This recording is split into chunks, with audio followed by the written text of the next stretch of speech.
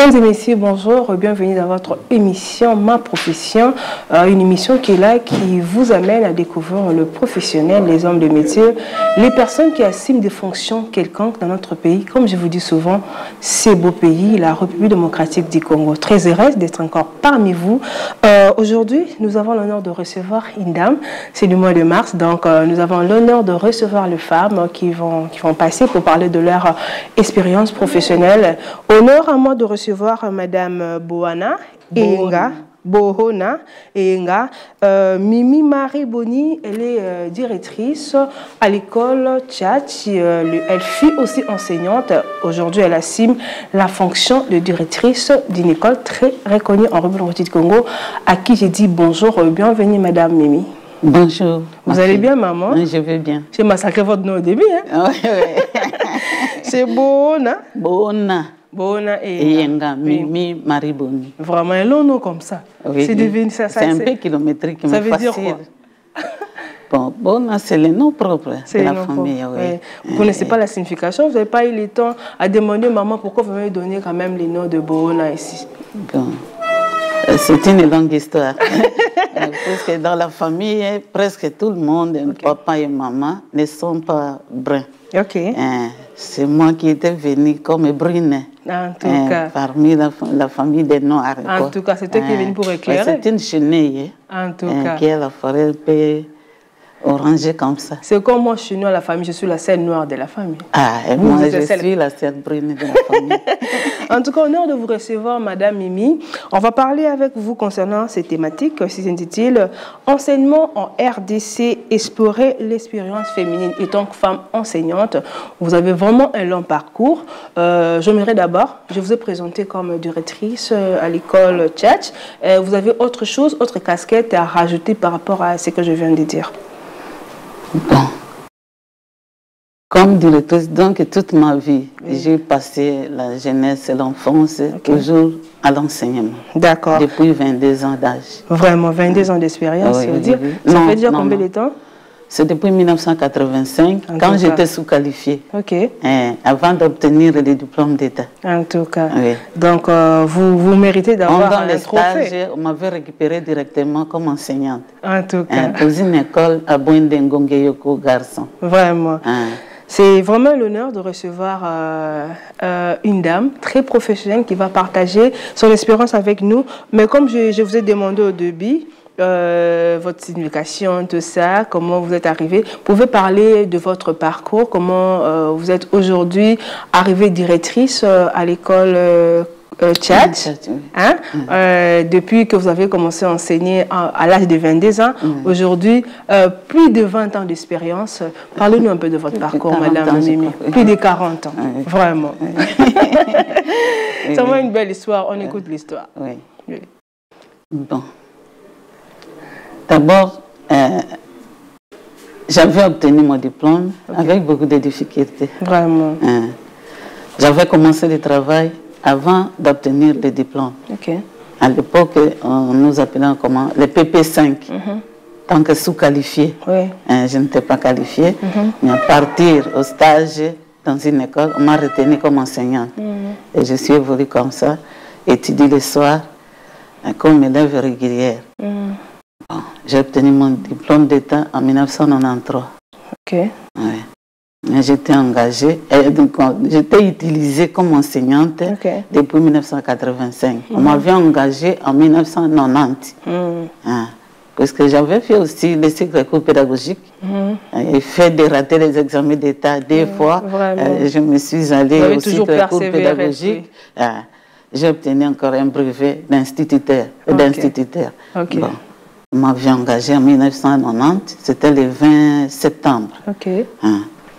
Dans une école, là où je suis mariée.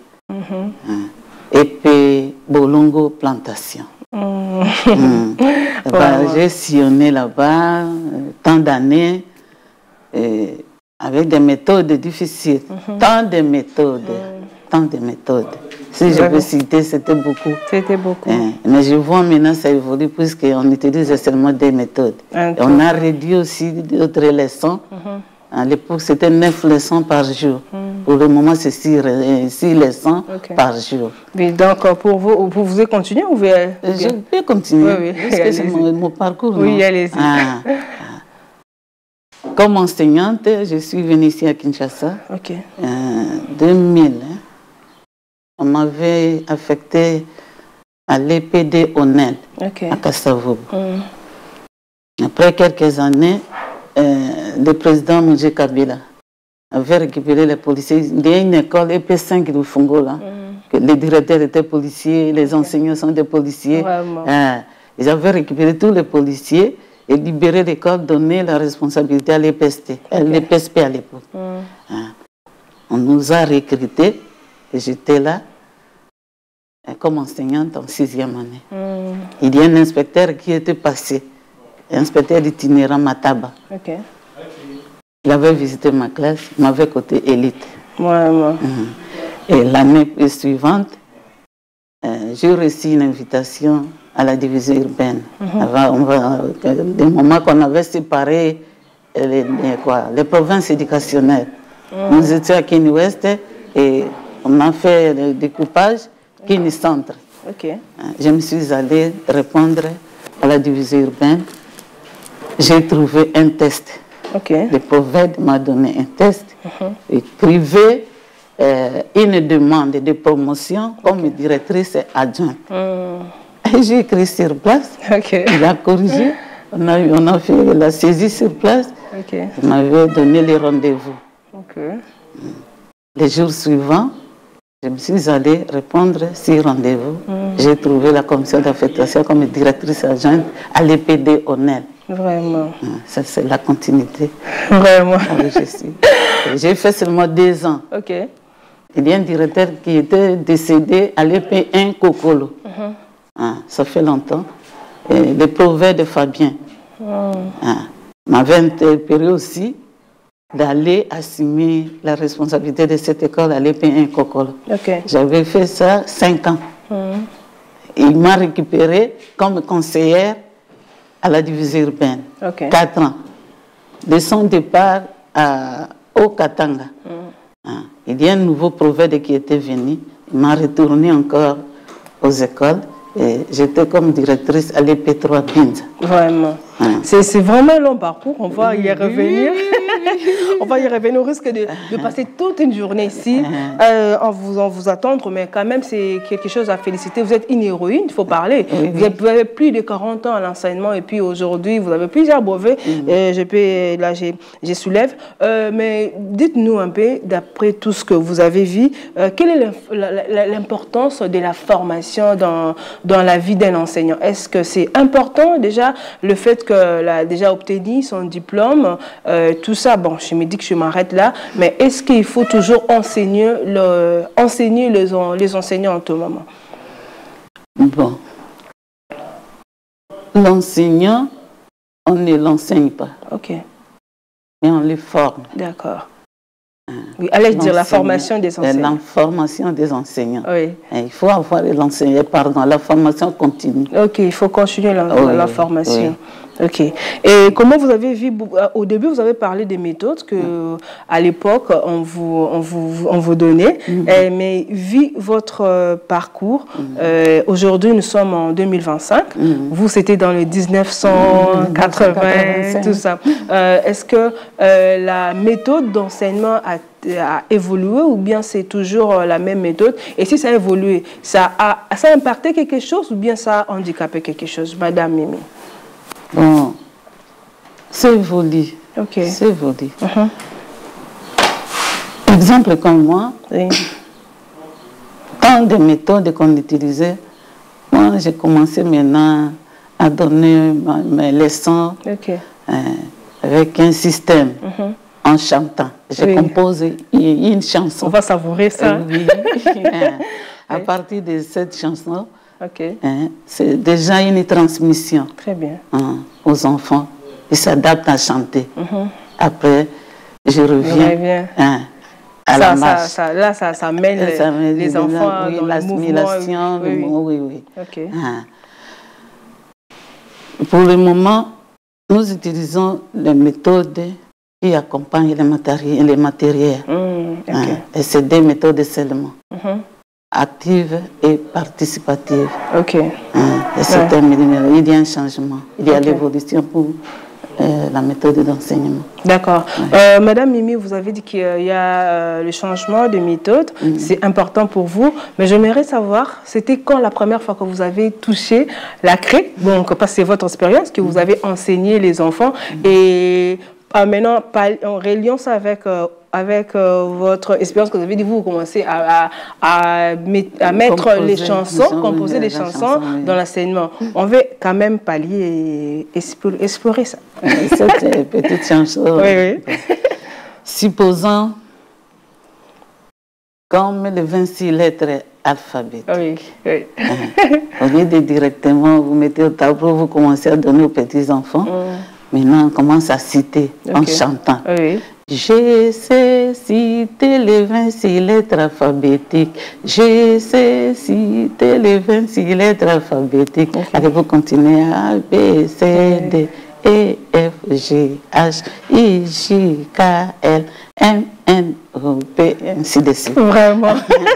Bravo, j'espère qu'à la maison, les enfants ont applaudi. Vraiment, aujourd'hui, il y a la nouvelle technologie qui impacte dans tous les domaines de la vie, dans toutes les professions, il faut dire. Et maintenant, selon vous, étant qu'enseignante, directrice de l'école Church, quel est l'impact de la nouvelle technologie dans l'enseignement des enfants ou bien dans la formation des enseignants? Chez les élèves aussi, il y a l'importance de la nouvelle technologie. Quel est son impact dans la société? Bon, dans l'enseignement, l'impact technologique, nous avons les ordinateurs. Même les petits-enfants sachent comment manier les téléphones. Maintenant, c'est une méthode participative. Puisque nous contribuons tous à la technologie. Avant d'entamer la méthode active, maintenant l'enfant a quelque chose en lui. Les découvertes, des recherches à l'Internet, tout ça qui nous accompagne maintenant. C'est très important, ce quels sont les plus grands défis étant que femme, s'il faut parler? Vous êtes maman, vous voyez, vous êtes aussi épouse, mais quel est le défi, le problème que vous avez rencontré dans votre parcours? Comment vous avez eu à gérer cela, étant d'abord maman, étant épouse aussi et enseignante? Parce que quand vous allez à l'école, il faut parler, il faut expliquer. Quand vous rentrez à la maison, il faut gérer vos enfants, les papas qui viennent avec ses besoins, il faut gérer ça. Comment vous avez eu à surmonter tous ces défis, tous ces problèmes? Et aujourd'hui, vous êtes directrice, Madame Tchèche, avec beaucoup de brèves, il faut dire. Bon, c'est une responsabilité. Très bien. D'abord, c'est une responsabilité que Dieu nous a donnée, nous les femmes. Bon. Chaque femme a sa façon de gérer. Mais tout est devenu possible. Tout est devenu possible, surtout la parité. Il faut d'abord le calendrier. Je peux faire ceci, cela. Avant d'aller au travail, je m'occupe d'abord de ma maison, mes petits-enfants, mes enfants, et ainsi de suite. Et au travail, je respecte aussi les normes du travail.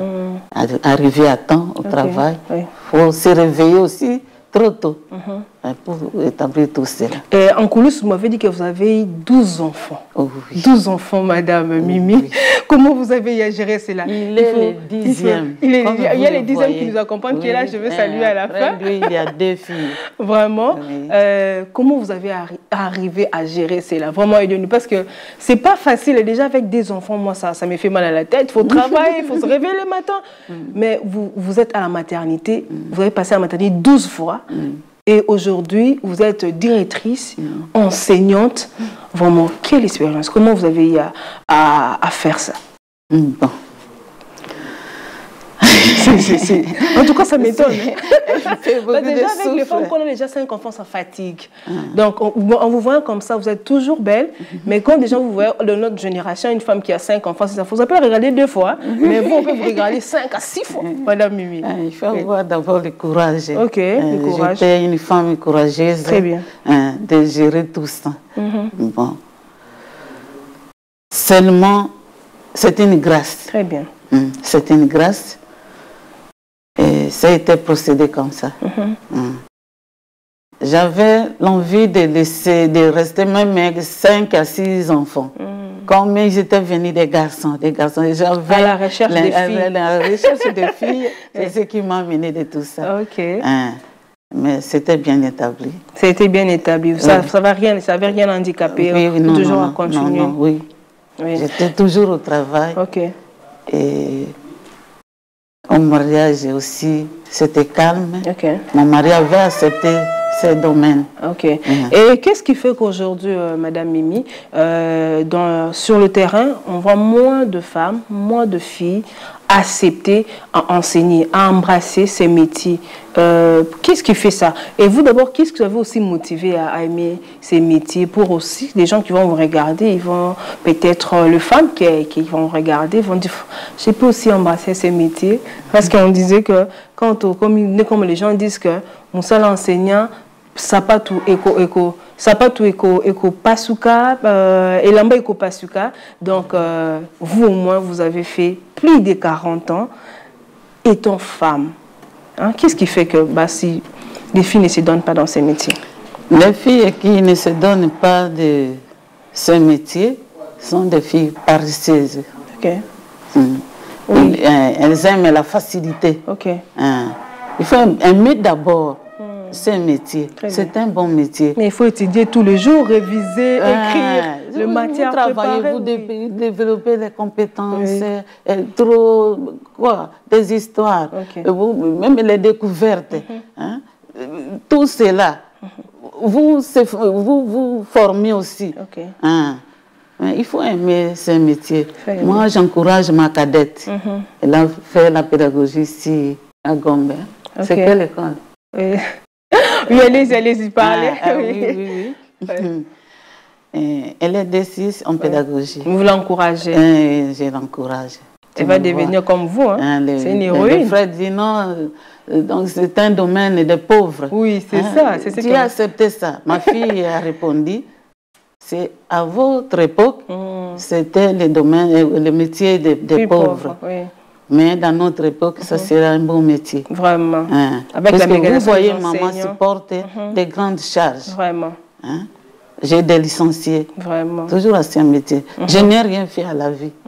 Comme autre service, seulement l'enseignement. J'ai des docteurs.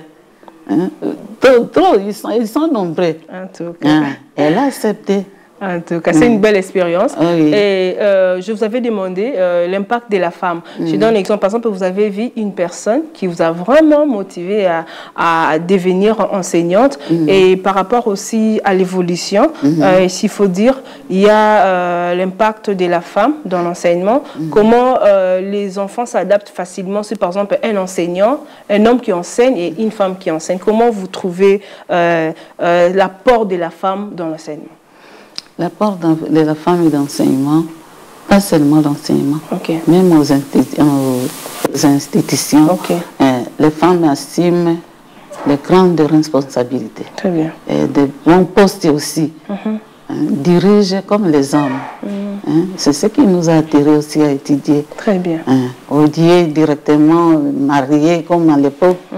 Non, ça s'intéresse. C'est un bon métier, madame. Vraiment, c'est un bon métier. Parce qu'à l'éducation, nous avons la ministre, Maman Raissa, Maman Raissa Malodinanga. Maman Judith est là. Moi aussi, je suis parmi les femmes. Mais comment vous êtes héroïne? Compétente parmi eux. Et j'assume une grande responsabilité. Une école de 21e classe, 1000 et quelques élèves. Et tant d'enseignants et de travailleurs. C'est une grande responsabilité. Il y a aussi la gestion financière à l'intérieur. Mais les femmes gèrent bien ces pays. Vraiment, les femmes gèrent bien ces pays. Parlons maintenant de la femme, parce que nous sommes au mois dédié aux droits de la femme, mois de mars. Madame Mimi, comment vous pouvez parler, par exemple, de l'évolution, de l'acceptation de la femme? Est-ce qu'on accepte aujourd'hui? Vous avez cité les noms de Madame Raissa Malodinanga, vous avez cité de Madame notre Premier ministre, Julie Simino, et vous aussi, vous êtes héroïne. Il ne faut pas zapper ça. Maintenant, par rapport à l'évolution de moi de femme, la femme a-t-elle sa place ou bien il y a toujours des quoi qu'elle doit toujours se battre pour s'imposer? Et quel est d'abord l'ennemi de la femme? Qu'est-ce qui fait que la femme, malgré tout ça, qu'elle n'évolue pas, qu'elle ne s'accède pas dans la société? Bon. Je vois que ça évolue bien. Très bien. Les femmes ne se battent pas pour intégrer à la société. Nous sommes là déjà. Très bien. L'ennemi de la femme... Nous sommes là. Nous sommes là. L'ennemi de la femme, c'est la femme elle-même. Vraiment. Un peu de dénigration. Quand c'est la femme qui dirige, l'autre n'accepte pas. Quand c'est la femme qui bosse, celle qui dirige combat. Comment? C'est une femme. Vraiment. Un peu de négligence. Comment se comporte là à l'intérieur de la société. Ok. Mais nous sommes là déjà. Les femmes sont là. Nous sommes là. Comme vous êtes là. Oui, je suis là. Madame Mimi, quand on partage sur ces thématiques, on parle de l'enseignement en RDC, on explore l'expérience féminine avec vous, parce que nous sommes en train vraiment de chiter petit à petit par rapport à cette émission. Ici, il faut parler de ce qui se passe à l'est du pays. Il y a des femmes enseignantes qui sont là, il y a des élèves, il y a des filles qui souhaitent aussi devenir enseignantes, vu ce qui se passe, par exemple, ils se sont découragés, ils se disent, bon, pourquoi encore aimer à travailler, pourquoi encore m'imposer dans la société, vu la guerre, vous étant que femme, qu'est-ce que vous pouvez lancer comme message à ces femmes-là? Pour ces femmes, nous sommes au cœur avec eux. Et puis, elles ne découragent pas. Le Congo nous appartient. Très bien. Elle ne s'inquiète pas. Les institutions du pays, c'est entre leurs mains. Nous avons besoin d'elles. Et la guerre finira. Très bien. Le Congo, c'est notre pays qu'on ne quittera jamais. Indivisible. Le Congo va rester un. C'est une terre sacrée de nos ancêtres. Et on ne peut pas lâcher aux ennemis. Dieu les protège. J'ai trouvé les émotions en vous quand vous parlez.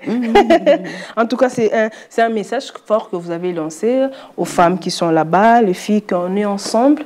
Le Congo restera uni et indivisible. Nous sommes vraiment arrivés à la fin, ça n'a pas trop traîné. Vous voyez que ça stresse, mais ça passe. Je dédie seulement une belle mélodie, comme une petite chanson, surtout sur notre pays. Congo, c'est notre pays. Congo, c'est notre pays. C'est ici où vivaient nos ancêtres. En faisant la guerre avec l'ennemi, Congo, Congo, soyons fiers de notre pays. Congo, c'est notre pays. C'est ici où vivaient nos ancêtres. En faisant la guerre avec l'ennemi, Congo, Congo, soyons fiers d'être congolaises. Oh, magnifique, j'applaudis quand même. En tout cas, c'était un vrai plaisir de vous recevoir. J'ai ressenti à moi que j'avais reçu vraiment une enseignante, une institutrice, comme ça on dit, non? Une éducatrice. C'est vraiment une belle expérience que vous avez partagée avec nous. Vous avez quelque chose à rajouter parce que je dois conclure l'émission. Bon. Je remercie d'abord l'équipe technique, et notre président de la République, Fatih Beton, pour le problème de gratuité, qui nous a donné ce développement qui nous sommes maintenant. Et je vous remercie. Merci beaucoup, Madame Bona Enga, Mimi, c'était Marie Boni. Oh là là, c'était vraiment, je suis très heureuse de vous recevoir. Je pense peut-être que c'est la première fois, mais ce n'est pas la dernière fois. Venez passer dans cette émission pour parler de votre expérience, pour encourager d'autres filles à aimer ces métiers d'enseignant en République démocratique du Congo. Je vous dis merci en tout cas. Bonne fête de mois dédié aux droits de la femme, Madame Mimi. Courage à vous, êtes une héroïne, hein, il faut dire. En tout cas, merci à tous les téléspectateurs de cette belle émission, Ma Profession. Vous avez aimé cette émission, en tout cas, on dit merci à Steve Boyamba, on dit merci à Alexis qui est à la régie, on dit merci à Joss Mubenga, on dit merci à Caleb Mukendi, merci à toutes les personnes qui m'encouragent de près et de loin. Je vous dédie cette belle émission. Je vous donne rendez-vous très prochainement, toujours sur notre chaîne, la RTD+, sur nos canaux de Canal+. Merci beaucoup, à très bientôt. Bye bye.